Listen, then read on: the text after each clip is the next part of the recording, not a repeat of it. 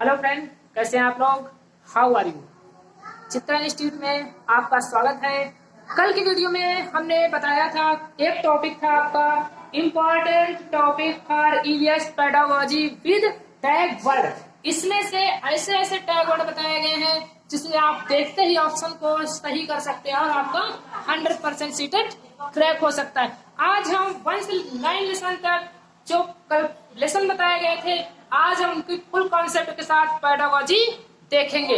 हर साल इन्हीं 1 से 9 लेसन तक ही प्रश्न बनते हैं। देखिए, पहला लेसन आपका था पर्यावरण अध्ययन। पहला लेसन आपका था पर्यावरण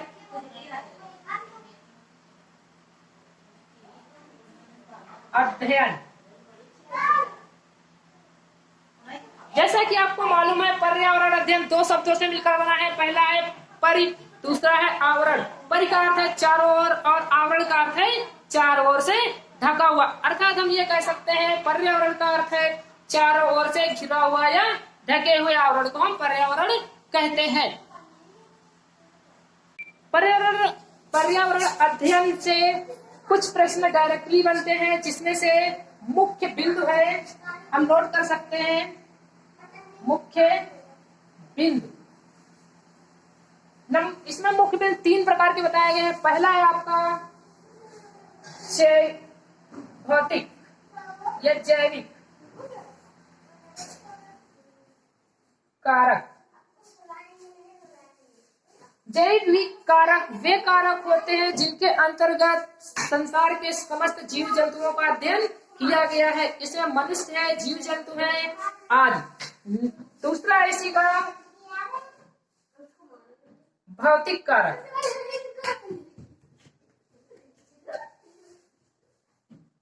भौतिक कारक के अंतर्गत आपको आपके निर्जीव वस्तु आते हैं, जैसे ग्लास, कुर्सी, मेज, पेड़ आदि। नेक्स्ट है सांस्कृतिक कारक।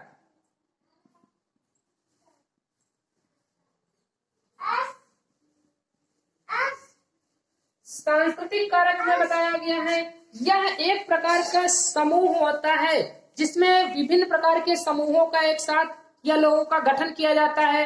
जैसे आपका समूह हो गया, कमेटी हो गई, देश हो गया और समाज हो गया आदि। इस प्रकार प्रश्न भी पूछे जा सकते हैं, पेड़ आपका कौन सा कारक है? तो हमने पहले बताया पेड़ आपका भौतिक कारक के अंतर्गत आता है। नेक्स्ट लेसन है आपका लेसन 2। लेसन 2 में बताया गया है एकीकृत विषय।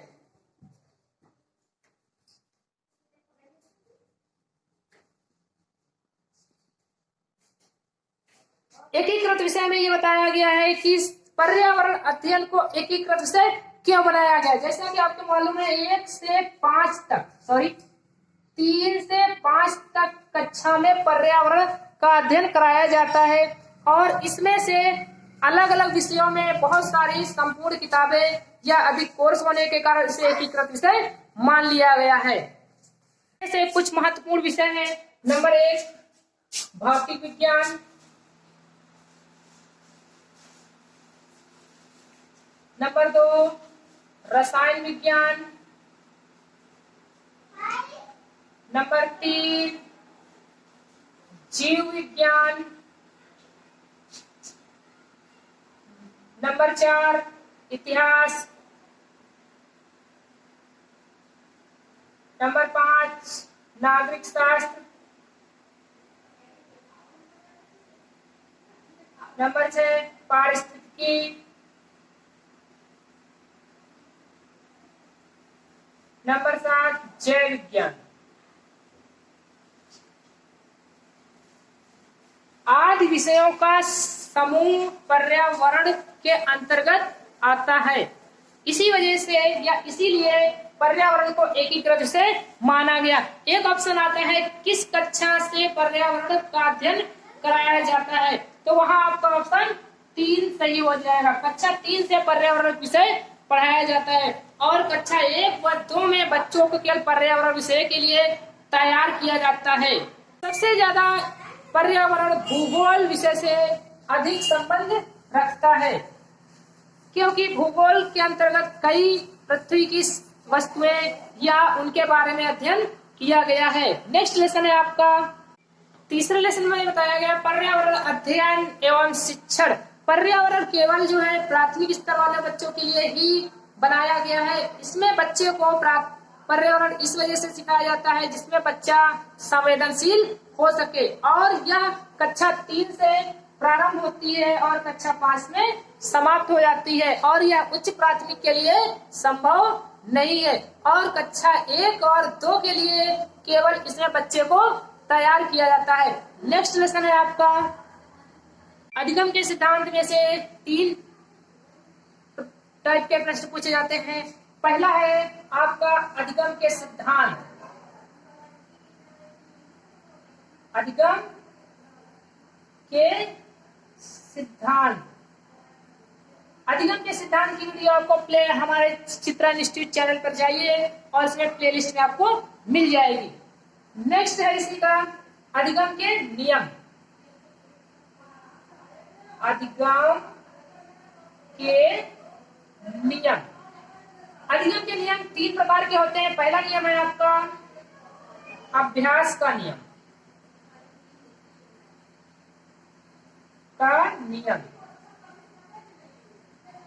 अभ्यास के नियम में बताया गया बालक को जो चीजें या जो बातें याद है उसको दैनिक जीवन में उपयोग करना और दैनिक जीवन से जोड़ना, अन्यथा बालक धीरे धीरे अपनी बातों को भूल सकता है।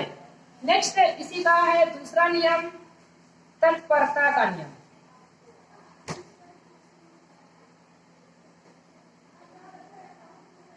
तत्परता के नियम में बताया गया है बालक को पढ़ाने के लिए पहले हमें उसे तैयार करना पड़ता है।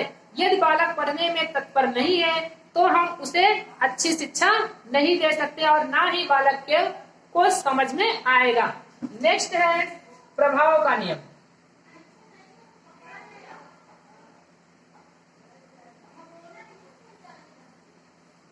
प्रभाव के नियम में बताया गया है इसमें बालक अपने दैनिक जीवन में प्रयोग होने वाली बातों को जल्दी सीखता है और उनका प्रयोग बार बार करने की कोशिश करता है और नई चीजों को या नई बातों को जल्दी सीखने का प्रयास करता है। नेक्स्ट लेसन है आपका विज्ञान एवं सामाजिक विज्ञान में संबंध एवं क्षेत्र। विज्ञान का सामाजिक विज्ञान में डायरेक्ट संबंध है क्योंकि सामाजिक विज्ञान के अंतर्गत एक बड़ा समाज आता है। इसमें से विभिन्न विषय आ जाते हैं जैसे आपका जीव विज्ञान, रसायन विज्ञान, भौतिक विज्ञान, सिविक्स, नागरिक शास्त्र, समाज शास्त्र आदि विषयों का समाकल इसमें दिया गया है। इसमें डायरेक्ट ऑप्शन आपको देखने को एक मिल सकता है। विज्ञान भी हमारे दैनिक जीवन से जुड़ा होता है। और इसके क्षेत्र के बारे में बात करें तो इसका क्षेत्र विभिन्न प्रकार का है। नंबर एक में बताया गया है पारिस्थितिकी। पारिस्थितिकी में बताया गया है पारिस्थितिकी वह विज्ञान है जिसमें जीव और वातावरण के साथ में मिलकर अध्ययन किया जाता है। दूसरा है मानव स्वास्थ्य।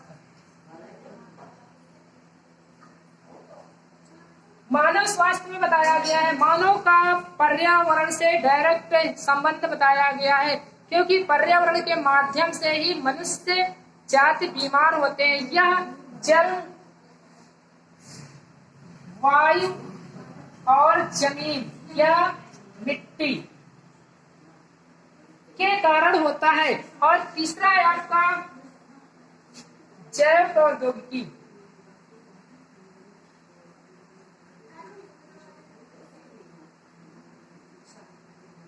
जैव प्रौद्योगिकी के अंतर्गत बताया गया है वर्तमान समय में जैव प्रौद्योगिकी का सबसे अधिक महत्व बताया गया है क्योंकि इसी के माध्यम से पर्यावरण को कम करना और पर्यावरण को सुरक्षित और सुंदर बनाने के विषय में बताया गया है। और फोर्थ ऑप्शन है आपका वनिकी।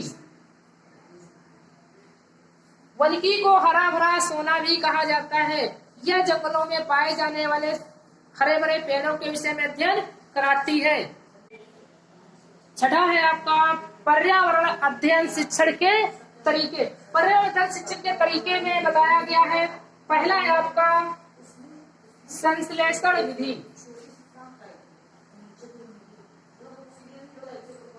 संश्लेषण विधि। संश्लेषण विधि में बताया गया है यह ज्ञात से अज्ञात की ओर चलती है और यह मनोवैज्ञानिक विधि है। नेक्स्ट है इसी का दूसरा विश्लेषण विधि। विश्लेषण विधि, विश्लेषण विधि में बताया गया है यह अज्ञात से ज्ञात की ओर चलती है और यह मनोवैज्ञानिक विधि है। तीसरा है आपका आगमन विधि।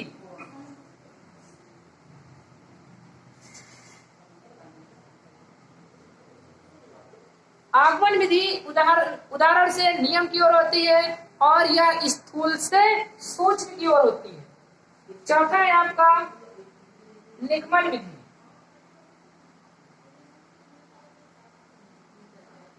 निगमन विधि बताया गया यह सूक्ष्म से स्थूल की ओर होती है और यह नियम से उदाहरण की ओर होती है। ये तो सारे एक दूसरे के अपोजिट होते हैं। संश्लेषण विश्लेषण का अपोजिट होता है और आगमन निगमन का अपोजिट होता है। इसकी विधियों के बारे में हम बात करेंगे। इसकी विधियों को 4 भागों में बांटा गया है। नंबर 1 है आपकी ह्यूरिस्टिक विधि। ह्यूरिस्टिक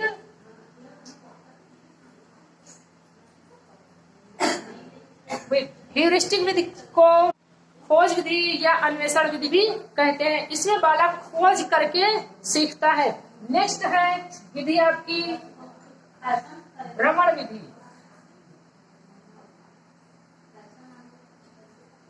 भ्रमण विधि के माध्यम से बालक को पर्यावरण सिखाने का प्रयास किया जाता है। पर्यावरण में सबसे अधिक भ्रमण विधि को महत्वपूर्ण स्थान दिया गया है। नेक्स्ट है आपका जांच पड़ताल विधि।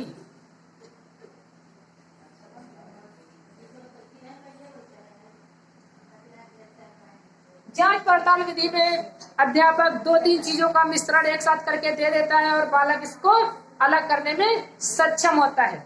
नेक्स्ट है आपका समस्या समाधान विधि।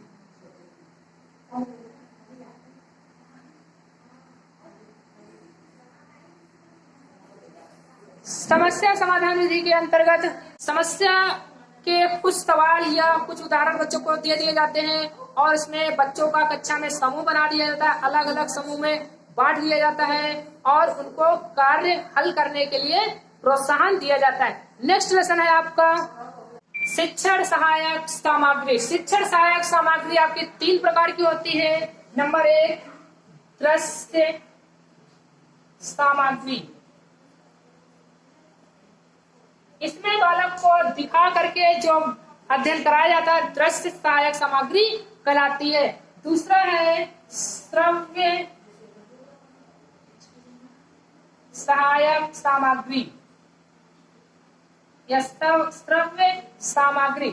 इसमें बालक को केवल सुन करके ज्ञान प्राप्त होता है या अध्यापक इसमें सुना करके ज्ञान को देता है, वो श्रव्य सहायक सामग्री होती है।